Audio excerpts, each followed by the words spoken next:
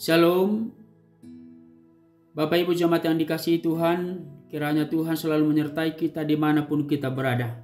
Sebelum kita memulai aktivitas kita satu hari ini, mari kita terlebih dahulu menerima firman Tuhan yang menjadi bekal dan kekuatan hidup kita. Sebelumnya kita saat teduh sejenak.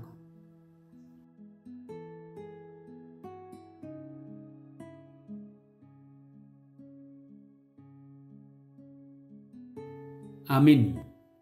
Firman Tuhan renungan harian bagi kita hari ini Jumat 3 Mei 2024 tertulis dalam Imamat 19 ayat 2. Berbicaralah kepada segenap jemaah Israel dan katakan kepada mereka, kuduslah kamu, sebab aku Tuhan Allahmu kudus. Hatahom matu sadok luhutan ni halak Israel hataon, ikobadia hamu, aina badia doau Jehovah debata munai. Kuduslah kamu, sebab Tuhan Allahmu kudus. Apa yang terlintas di benak kita ketika mendengar kata kudus? Mungkin kita akan mengatakan seseorang yang kerjanya hanya berdoa dan membaca Alkitab. Atau kita juga mengatakan sesuatu yang murni, sesuatu yang suci, sesuatu yang tidak terkontaminasi dengan unsur lain, atau seseorang yang tidak terlibat dengan urusan bisnis dan politik, atau kita juga bisa mengatakan benda atau makanan yang sudah didoakan. Jemaat yang dikasihi Tuhan, kata kudus dalam bahasa Ibrani disebut kados, atau dalam bahasa Yunani yaitu hagios, artinya dipisahkan, dikhususkan, atau disendirikan. Pertanyaannya adalah, dipisahkan dari apa dan siapa yang memisahkan?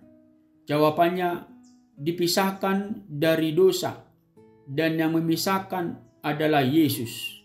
Yesuslah yang membuat kita kudus. Yesuslah yang membuat kita terpisah dari dosa, di mana kita ditebus dengan harga yang mahal melalui pengorbanan Yesus di kayu salib. Itu dapat kita baca dalam 1 Petrus 1 ayat 18 sampai 19. Dari pemahaman tentang arti kudus itu, kita boleh memahami bahwa kita semua telah dibuat Allah berbeda dari yang lain. Kita mempunyai nilai khusus, bukan karena kehebatan kita, tetapi karena anugerah Tuhan. Karena itu Tuhan ingin supaya kita hidup di dalam kekudusan. Dalam 1 Petrus 1 ayat 15, firman Tuhan berkata, hendaklah kamu menjadi kudus di dalam seluruh hidupmu. Seluruh hidupmu menyangkut akal budi, gaya hidup, sikap, tingkah laku, dan juga cara kita berbicara. Jadi mencakup semua aspek hidup kita harus berbeda dari yang lain.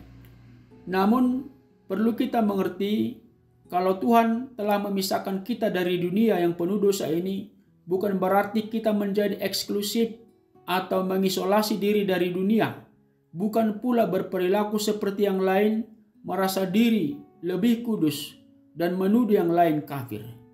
Memisahkan diri yang dimaksud adalah hidup memihak kepada Tuhan dan kebenarannya. Ketika ada pilihan untuk mengikuti arus dunia, kita teguh berdiri di atas kebenaran Tuhan.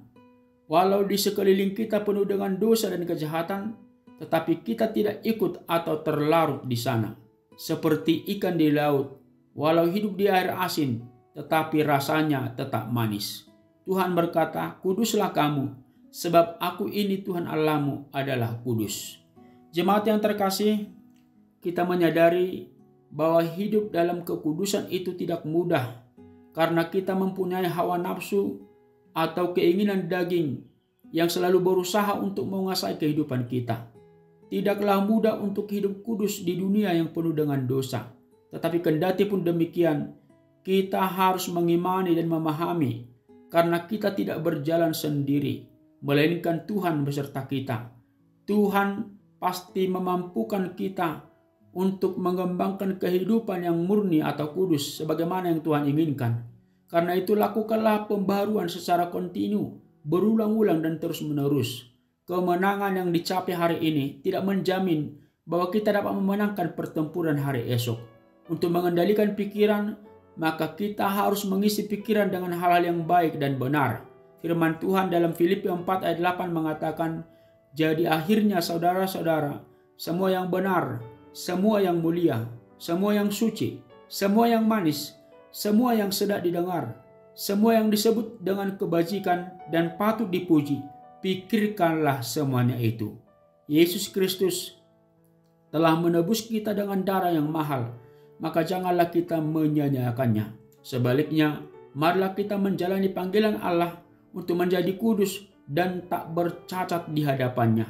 Tuhan berkata, kuduslah kamu, sebab aku ini Tuhan Allahmu adalah kudus. Tuhan Yesus memberkati kita. Amin, kita berdoa. Allah Bapa yang bertahta dalam kerajaan surga, kami bersyukur buat firman-Mu yang telah kami dengarkan, yang mengingatkan kami supaya kami hidup di dalam kekudusan, karena Engkau telah menebus kami, membuat kami berbeda dari yang lain, sehingga kami harus menjadi kudus dan menjadi anak-Mu yang selalu tampil berbeda dari dunia ini. Sekalipun di tengah-tengah kehidupan kami ada banyak tantangan, ada banyak godaan-godaan. Kiranya Roh-Mu yang kudus yang menuntun kami. Kami mohon Tuhan, berkatilah setiap jemaat-Mu dalam setiap aktivitasnya satu hari ini. Tuhan yang memberikan kesehatan, memberikan kekuatan dan hikmat. Biarlah seluruh aktivitas dan pekerjaan jemaat-Mu menjadi berkat sukacita bagi mereka dan menjadi kemuliaan bagi nama Tuhan. Bagi jemaat yang saat ini sedang dalam keadaan sakit, Tuhan yang memulihkan mereka dan mengingatkan mereka supaya mereka selalu berdoa, memohon kesembuhan dan kekuatan dari tangan pengasihan Tuhan. Kami serahkan kehidupan kami ke tangan pengasihan Tuhan. Terimalah doa kami, ampuni kami. Di dalam Yesus Kristus kami telah berdoa dan mengucap syukur. Anugerah Tuhan kita Yesus Kristus, kasih setia Allah Bapa dan persekutuan Roh Kudus kiranya memberkatimu sekarang dan sampai selama-lamanya. Amin.